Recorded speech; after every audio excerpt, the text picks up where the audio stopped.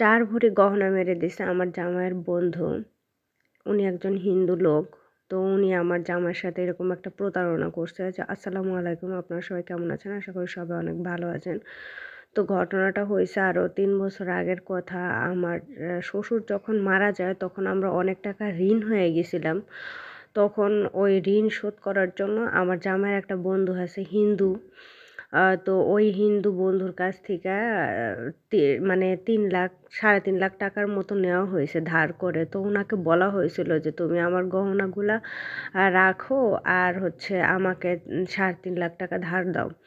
তো বন্ধু মানুষ তখন চাইছে, দিছে বিপদে পইড়া। তো আমরাও নিছি, যে বিপদে পড়ছি সাহায্য করতেছে, বন্ধু মানুষ নিতেছি। তো এই নেওয়াই যে আমাদের এমন কাল হয়ে দাঁড়াইছে তা কখনোই ভাবতে পারিনি। ওই বন্ধুরূপে মানে শয়তান আমাদের জীবনটাকে শেষ করে দিছে।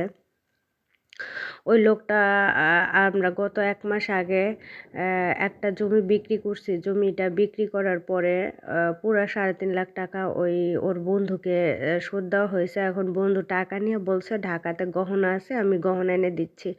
পরবর্তীতে করলো কি টাকা নিয়ে চলে গেছে, কিন্তু আমাদের আর গহনা দিচ্ছে না। আমরা ফোন দিলে ফোনও ধরতেছে না। আমার জামাই ওর বাসাতে গিয়ে জিজ্ঞেস করতেছে যে আমাকে গহনাগুলো দিয়ে দাও। পরে বলে যে তুমি তো আমাকে কোনো গহনা দাও নাই, তুমি আমার কাছ থেকে টাকা নিছো, টাকা শোধ দিছো। আমরা এতটাই বোকা ছিলাম যে যখন গহনাগুলো দেই এটার কোনো ডকুমেন্টসও রাখি নাই আমরা। এত বড় একটা বিপদে পড়ছে। আমাদের সংসার এমনিতে খুব টানাটানির ভিতরে চলে। আমরা খুবই নিম্নবিত্ত মানে সংসার থেকে বিলং করি। আমার কি বলবো আপনাদের, বিশ্বাস করবেন কি না, আমার ছেলেটার একটা শখও আমি পূরণ করতে পারি না। ও যাদের সাথে মিশে সবার একটা করে সাইকেল আছে, আর আমার ছেলেটা ওদের সাইকেলের পিছনে দৌড়ায় একটু সাইকেলে ওঠার জন্য, একটু চালানোর জন্য। আমাকে যখনই বলে যে আম্মু আমাকে সাইকেল কিনে দাও, আমি বলে আব্বু বেতন পাইলে তখন তোমাকে সাইকেল কিনে দেবে। আর বেতনও পায় আর ওকেও কিনে দেওয়া হয় না। তো এইভাবে আমার ছেলেটাকে প্রতিদিন আমার এরকম বলতে হয়, বুঝাইতে হয়।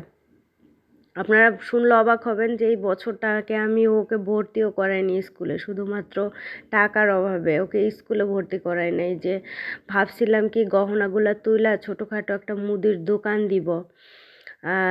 আমার জামাই যেহেতু সরকারি চাকরি করে, শুক্র শনি বন্ধ থাকে, আর বিকেলে ৫টার পরে তো আর অফিস নেই। তো উনি ৫টার পরে এসে অফিসে থেকে এসে দোকানে বসবে, আর এদিকে সকাল থেকে আমি যতটুকু পারি বসবো। তো এইভাবে করলে হয়তো সামান্য কিছু টাকাও হবে। ওই টাকাটা দিয়ে আমার ছেলের শখ আহ্লাদগুলো আমরা পূরণ করতে পারবো। বিশ্বাস করেন যখনই আমার ছেলে একটা কিছু চায় না, আমার কলিজাটা মনে হয় ফাইটা যায়।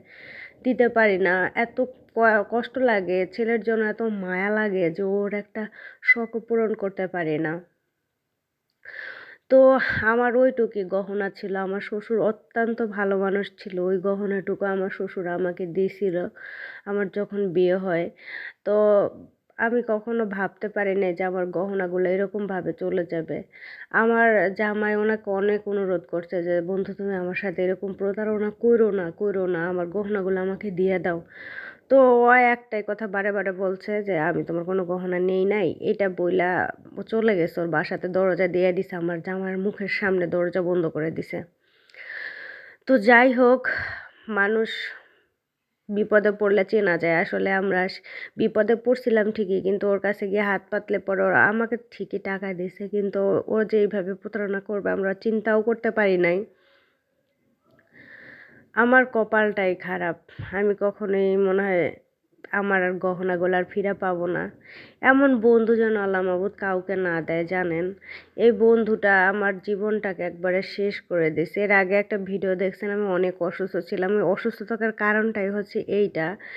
আমি জানেন খাবারও খেতে পারি না। আমার যখনই মনে পড়ে আমার কান্না চলে আসে, আমি জাস্ট বুকটা ফাইটা যায় কষ্টে। আমার যে এত কষ্টের জিনিস, এত এইটা বিক্রি করে যে আমরা কিছু একটা করতে পারতাম, সেটা ভাবলে আমার বুকটা কাঁইপা উঠে, কান্না করে দেয়। আমার জামাই পর্যন্ত ভাত খেতে পারে না জানেন, এই একটাই টেনশনে, চিন্তাতে। আর কি বলবো বলেন, এরকম দুষ্টু বন্ধু যেন আল্লাহ কাউকে না দেয় মাবুদ গো। তুমি তো দেখছো আমরা ওকে গহনাগুলা দিছি। মাবুদ, কেউ না দেখুক, তুমি দেখছো, তুমি এটার বিচার অবশ্যই করবা আল্লাহ। ও যেন এটার উপযুক্ত বিচার পায়, আমাকে যেভাবে ঠকাইছে ও যেন এটার উপযুক্ত বিচার পায়। আমি ওকে কোনো অভিশাপ দিব না, শুধু তোমার উপরে ওর বিচারের দায়িত্ব ছেড়ে দিলাম, তুমি ওর উপযুক্ত বিচার করবা। আপনারা সবাই একটু দোয়া করবেন আমি যেন আমার গহনাগুলা ফিরা পাই।